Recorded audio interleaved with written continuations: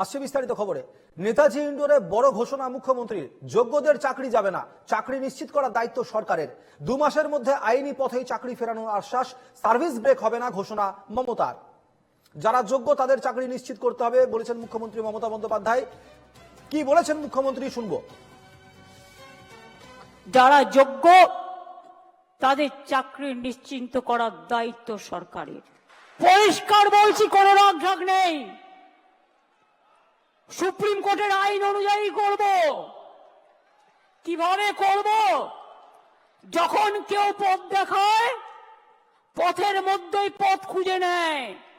পথে চলতে গেলে গর্ত আসতে পারে, পথে চলতে গেলে কিছু রাস্তা ভাঙা থাকতে পারে, বাট ভাঙা রাস্তা পেরিয়েই মানুষকে এগিয়ে যেতে হয় সফল রাস্তায়।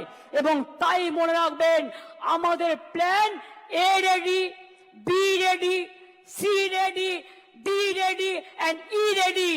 মনে রাখবেন, এই যোগ্য টিচারদের চাকরি যাতে কোনোভাবে না যায়। আমার সঙ্গে এই মুহূর্তে যুক্ত হয়েছেন আমার দুই প্রতিনিধি।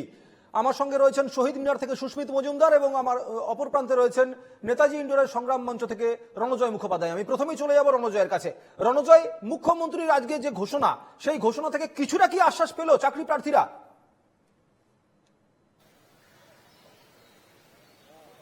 দেখো, অবধারিতভাবে মমতা বন্দ্যোপাধ্যায় আজকে তিনি যেভাবে আজকে মন্তব্য করেছেন এবং পাশে দাঁড়িয়েছেন, দেখো নবান্নে যখন 3 তারিখ যখন এই ঘোষণা হলো, সুপ্রিম কোর্টের যখন অর্ডার এলো প্রধান বিচারপতির যে 26,000 প্যানেল সম্পূর্ণভাবে ক্যান্সেল হলো, বাতিল হলো 2016 সালের স্কুল সার্ভিস কমিশনে যারা পরীক্ষা দিয়েছিলেন। এবং তারপরেই আমরা দেখেছি রাজ্যে, সারা রাজ্য জুড়ে সেই দুর্দশা, হাহাকার, কান্নার ছবি আমরা দেখেছি। এবং সেখানেই মুখ্যমন্ত্রী সেদিনকেই ঘোষণা করেছিলেন যে আজকে 7 তারিখ তিনি চাকরি হারাদের সঙ্গে বসবেন।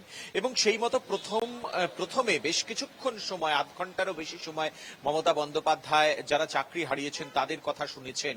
এবং সেই জায়গা থেকে মমতা বন্দ্যোপাধ্যায় যেভাবে আজকে তাদের পাশে থাকার আশ্বাস দিলেন, সেটা দুরকম ভাবে পাশে থাকার আশ্বাস দিলেন, খুব জাস্টিফাইড ভাবে।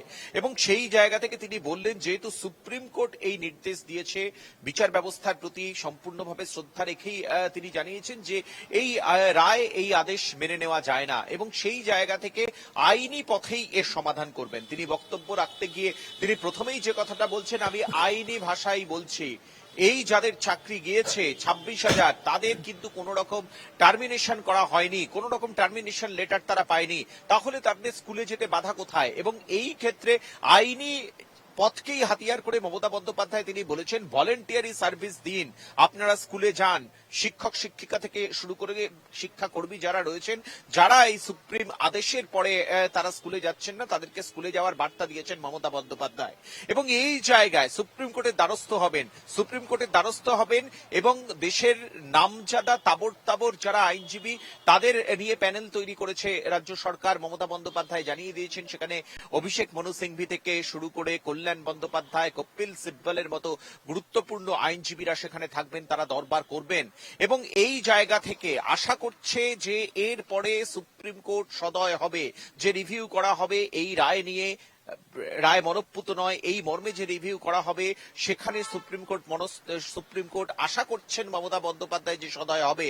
এবং সেই জায়গা থেকেও যদি সুপ্রিম কোর্টের ক্ষেত্রে যদি ফের নেগেটিভ কোন রকম বার্তা আসে, সেই ক্ষেত্রেও যে রাজ্য সরকার পিছবে না, সেটাই আজকে সাফ করে দিয়েছেন মমতা বন্দ্যোপাধ্যায়। তিনি বলেছেন এ বি সি ডি সমস্ত প্ল্যানই কিন্তু পর রেডি রয়েছে।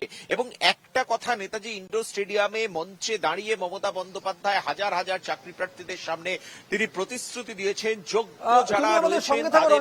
আমরা একটু নজর রাখবো এবার একটু শহীদ মিনারের দিকে, কারণ সেখান থেকে রয়েছেন আমাদের অপর প্রতিনিধি সুস্মিত মজুমদার। সুস্মিত রয়েছেন চাকরি হারাদের সঙ্গে, তারা কি বলছেন শুনে নেবো সুস্মিতের কাছ থেকে। চলে যাবো সুস্মিতের কাছে। সুস্মিত,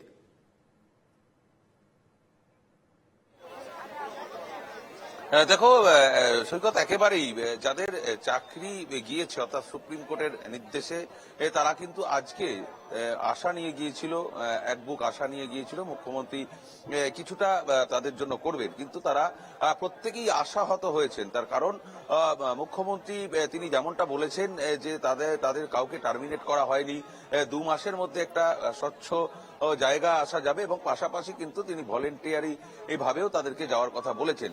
সেই ক্ষেত্রে কোনোভাবেই তারা ভলেন্টিয়ার হিসাবে স্কুলে তারা যেতে চাইছেন না, তারা যোগ্য সম্মান নিয়ে, একদম শিক্ষকের সম্মান নিয়ে, শিক্ষিকার সম্মান নিয়ে সুস্মিত, তুমি একটু তারা কথা সেই বলো, যে ক্লাসরুমে সমস্ত চাকরি প্রার্থীরা সেখানে গিয়েছেন, যারা আজকে সভাতে ছিলেন, তারা কি বলছেন, তাদের মুখ থেকে একটু শুনবো।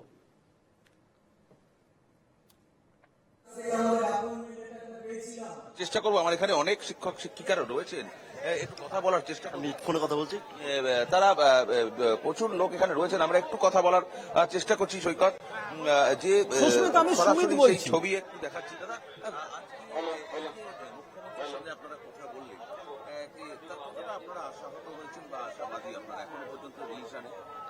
আমরা খুব একটা আশাবাদী নয়, যতটা বলেছেন উনি ওনার মতো করে বলেছেন, আমাদেরকে স্কুলে যেতে বলেছেন, কিন্তু সরকারি কোনো নোটিশ এখনো দেননি।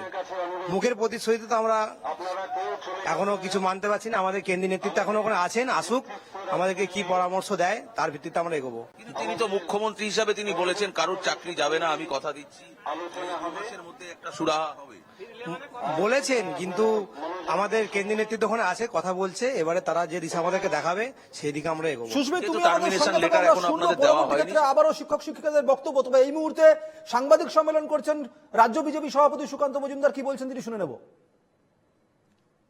রাজ্য সরকার এতদিন অপেক্ষা করছে কেন? আমার হিন্দিতে প্রেস কনফারেন্স হয়েছিল, আপনারা দেখবেন সেই প্রেস কনফারেন্সে আমি বলেছিলাম যে যদি এই প্রভিশন আছে, সেই প্রভিশনে রাজ্য সরকার চাইলে যেতে পারে সুপ্রিম কোর্টের কাছে, এবং সুপ্রিম কোর্টের রায় মেনে আমি রাজ্য সরকারকে কাজ করতে বলবো, নচেত এদের ভবিষ্যৎ নিয়ে কিন্তু আবার ছিনিমিনি খেলা হতে পারে। সুপ্রিম কোর্টের উপরে কিন্তু কেউ নেই ভারতবর্ষে। তো স্বাভাবিকভাবে এর আগে বামফ্রন্টের সময় আমরা দেখেছিলাম টিচারদের, শিক্ষকদের চাকরি নিয়ে টানাটানি শুরু হয়ে গেছিল, কারণ কেন্দ্র সরকারের নিয়ম তখন মানেনি, বিএড নিয়ে নিয়ম মানেনি বলে। আজকে তাই আমার মনে হয় যে যা করবে রাজ্য সরকার সেটা সুপ্রিম কোর্টের দেখানো পথ অনুসারে করা উচিত, অন্য কোনো জায়গায় যাওয়া উচিত না, এবং মুখ্যমন্ত্রী ললিপপে অন্য শিক্ষকদের ভোলাও উচিত নয়। তাহলে আগামী দিনে আবার কোনো বড় বিপদের সম্মুখীন তারা হবে। মধ্যশিক্ষা পর্ষদ ইতিমধ্যেই উঠে গেছে, সেখানে কি হচ্ছে যে যতদিন যোগ্য অযোগ্য নির্ধারণ না হচ্ছে ততদিন যেন মানে কাজ চালিয়ে যায়, সেই অনুমতি হচ্ছে সুপ্রিম কোর্টে দাখিল করছে। না, আমাদের প্রশ্ন হচ্ছে 2.5 বছর সময় পাওয়ার পরেও যোগ্য অযোগ্য ধরতে পারলো না কেন, বা লিস্টটা তৈরি করতে পারলো না কেন এসএসসি? এসএসসির দায়িত্ব তো এটা তো সিবিআই এর দায়িত্ব বা কোর্টের দায়িত্ব না। এসএসসি ভাগ করে দেবে এরা যোগ্য এরা অযোগ্য, এবং আমাদের কাছে যা খবর যে এসএসসির কাছে সব আছে, লিস্ট আছে, সব আছে, তারা জানে। শুধু তারা এই যোগ্যদের কাজ দিয়ে অযোগ্যদেরকে বাঁচানোর জন্য এই চেষ্টা সমানে করে যাচ্ছে। এবং শুধু তাই নয়, আজকে মুখ্যমন্ত্রীর যে ভাষণ, সেই ভাষণেও তো সেটা পরিষ্কার বলা যাচ্ছে, আমি এখন যোগ্যদের ব্যবস্থা করছি, তারপরে অযোগ্যদেরও ব্যবস্থা করব।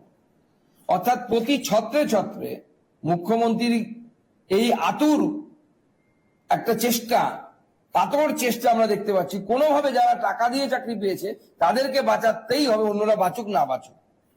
সেই জন্য আমার মনে হয় যে এই মুখ্যমন্ত্রী এবং তার সরকার সমস্ত কিছু জানেও, তারপরেও এই ধরনের ঘটনা তারা ঘটতে দিয়েছে মানুষকে বিপদে ফেলে, তারপরে সেখান থেকে সুবিধে নেওয়ার জন্য।